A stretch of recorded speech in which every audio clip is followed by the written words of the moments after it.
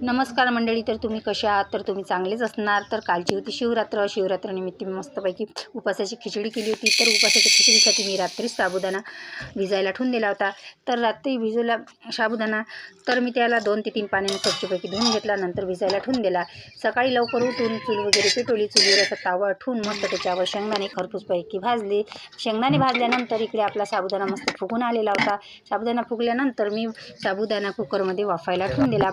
साबुदाणा वाफेपर्यंत मी इकडे बटाटे मस्त लांब लांब आकाराचे मस्त असे चिरून घेतले. बटाटे चिरल्यानंतर बटाटेला मस्त 2 ते 3 स्वच्छपैकी पाण्याने धुवून घेतले.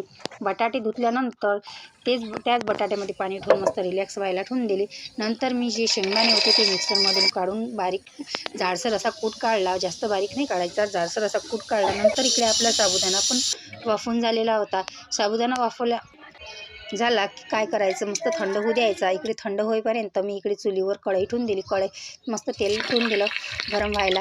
तेल गरम होईपर्यंत मी इकडे शेंगदाणेचा कूट जो आहे तो साबुदाण्यात मस्त असं मिक्स करून घेतला. नंतर इकडे तेल गरम झालं, त्याच्यामध्ये मस्त कढीपत्ता फ्राय केला. नंतर त्याच्यामध्ये आपली हिरवी मिरची पण फ्राय करून घेतली. हिरवी मिरची फ्राय केल्यानंतर त्याच्यामध्ये थोडेसे शेंगदाणे पण फ्राय करून घेतले. शेंगदाणे फ्राय केल्यानंतर त्याच्यामध्ये बटाटे पण छानपैकी असे फ्राय करून घेतले.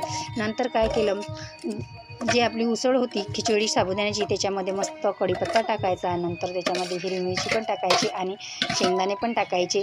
त्याच्यानंतर बटाटे पण टाकायचे मस्त छानपैकी. नंतर त्याच्यामध्ये थोडंसं सेंधा नमक टाकायचं, खूप छान अशी चव लागते. त्याच्यामुळे थोडंसं साधं मीठ टाकायचं. तुम्हाला जर याच्यामध्ये निंबू पिळून टाकायचं तर टाकू शकता.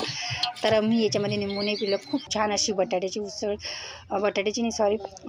साबुदाण्याची उसळ झाली. तर तुम्हाला कशी वाटली नक्की कमेंटमध्ये सांगा. व्हिडिओ जर आवडला असेल तर व्हिडिओला लाईक करा. Bye bye.